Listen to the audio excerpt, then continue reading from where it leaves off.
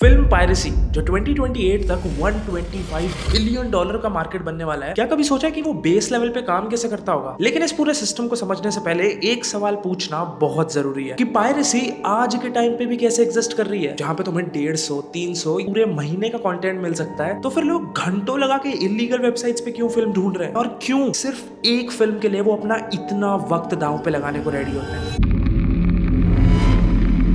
Piracy आज के time पे सिर्फ फ्री मूवीज देखना नहीं है। मेरे हिसाब से ये इस ओवर कॉम्प्लिकेटेड सिस्टम के अगेंस्ट एक रिएक्शन है। देखो, आज कंटेंट फ्रैगमेंटेड है। अगर आप कोई फिल्म देखना चाहते हो तो देयर इज अ चांस कि वो फिल्म आपके पास जो सब्सक्रिप्शन है उस पर अवेलेबल ही नहीं है। एक फिल्म मिलती है नेटफ्लिक्स पर, दूसरी सिर्फ Amazon प्राइम पे है, और तीसरी सिर्फ एक्सक्लूसिव है Disney Plus हॉटस्टार पे। अब खुद सोचो, अगर तुम्हें सिर्फ एक स्पेसिफिक मूवी देखनी है तो क्या तुम 3 अलग अलग सब्सक्रिप्शंस लोगे? इसे कहते हैं सब्सक्रिप्शन फटीग। और at the end of the day अगर तुम बहुत ही अच्छे इंसान हो और तुमने सोचा कि तुम्हें पायरेसी नहीं करनी है, तो वो 150 रुपए का सब्सक्रिप्शन बढ़ते बढ़ते कहीं 2000 तक पहुंच जाता है। फिर आता है एक्सेसिबिलिटी का इशू। हर कंट्री में सेम कंटेंट अवेलेबल नहीं होता। कभी कुछ फिल्म सिर्फ यूएस में रिलीज होती हैं और इंडिया में काफी लेट आती है। इसका बहुत ही रिसेंट एग्जांपल मार्टी सुप्रीम है। और आजकल जब चीजें इतनी एक्सेसिबल हो गई हैं तो वेट करना किसे ही पसंद है। इस इंस्टेंट ग्रेटिफिकेशन के जमाने में अगर कोई ओटीटी प्लेटफॉर्म हल्का सा भी लेट हो जाए तो फिल्म फ्री में डाउनलोड करने के लिए अवेलेबल है ही। पर इंडिया जैसी कंट्री में इकोनॉमी फैक्टर भी बहुत रियल है। Mostly films and cinema is consumed by students, और उनकी इन ओटीटीज प्लेटफॉर्म पे पैसे खर्चना कभी उनकी फर्स्ट प्रायोरिटी बनी ही नहीं पाती, और इसीलिए शायद पायरेसी कभी कभी कन्वीनियंस बन जाती है।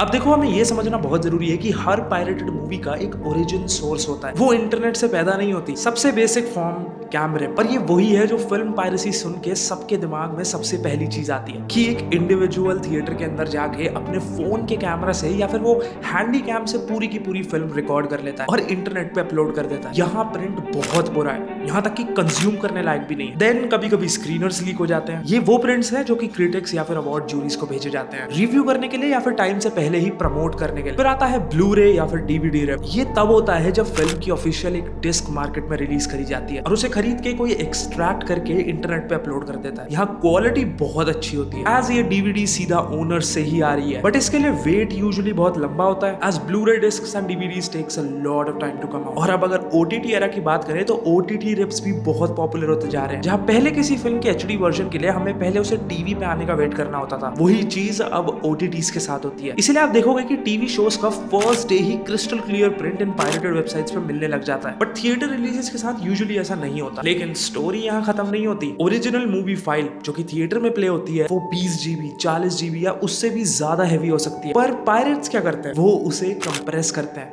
एनकोड करते हैं और डिफरेंट क्वालिटी के वर्जन्स बना देते हैं। 480p, 720p, 180p, 4K। File size कम हो जाता है और एक्सेसिबिलिटी ज्यादा। जिसको जो सूट करे वो डाउनलोड कर ले, just to make it accessible to all. एक heavy cinematic file internet friendly package बन जाती है, और इसी के बाद शुरू होती है सेल्स।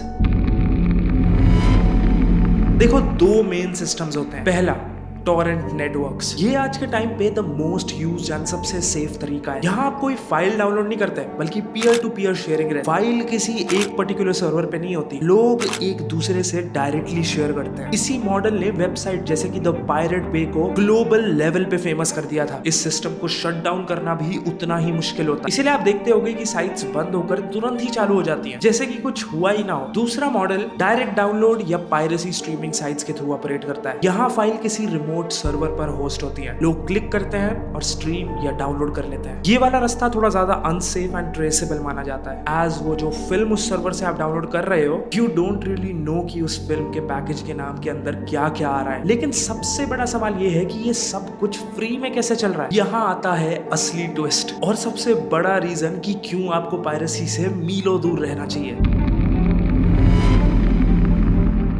अभी तक ये सब सुन के आपको बड़ा अच्छा लग रहा होगा ना, यार ये लोग कितनी मेहनत करते हैं हमारे लिए। इतनी बड़ी फिल्म की फाइल को हमारे लिए एक्सेसिबल बनाने के लिए कितनी मेहनत करके छोटे छोटे पार्ट्स में डिवाइड करते हैं, and on and on and on. But bro listen, piracy websites कोई चैरिटी नहीं होती, वो पैसा कमाती हैं और बहुत पैसा कमाती हैं। और इस चीज का अंदाजा तुम सिर्फ इसी से लगा सकते हो कि द पायरेट बे वेबसाइट उसको बेचा भी गया था और पता है कितने पैसों में?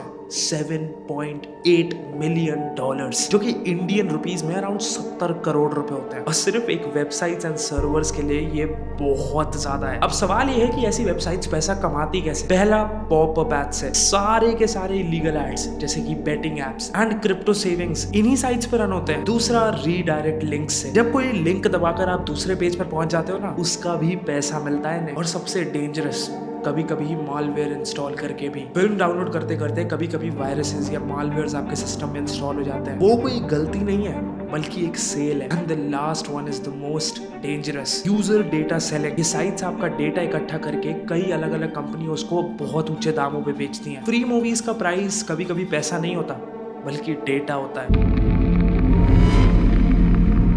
तो बेस लेवल पे पायरेसी का सिस्टम बड़ा सिंपल लगता है ना। सोर्स मिलता है, फाइल इनकोड होती है, इंटरनेट पे डिस्ट्रीब्यूट होती है और एड्स के थ्रू पैसा जनरेट होता है। लेकिन एक सवाल अभी भी बाकी है, अगर गवर्नमेंट इसे इलीगल मानती है तो फिर ये रुक क्यों नहीं पाती? कौन लोग होते हैं असल में इस नेटवर्क के पीछे? असली पैसा किस लेवल पे बनता है? ये सब हम डिकोड करेंगे पार्ट 2 में। तो अगर तुम्हें वो पार्ट देखना है तो कॉमेंट कर दो व्हाइट फ्लैग, और मैं अगले पार्ट पे काम करना जल्दी शुरू कर दूंगा। And yes, don't worry, Martin Scorsese part 2 और ऑस्कर पार्ट 2 दोनों ही प्रोडक्शन में जल्दी आ जाएंगे। तब तक के लिए sayonara, and you can always cut to cinema.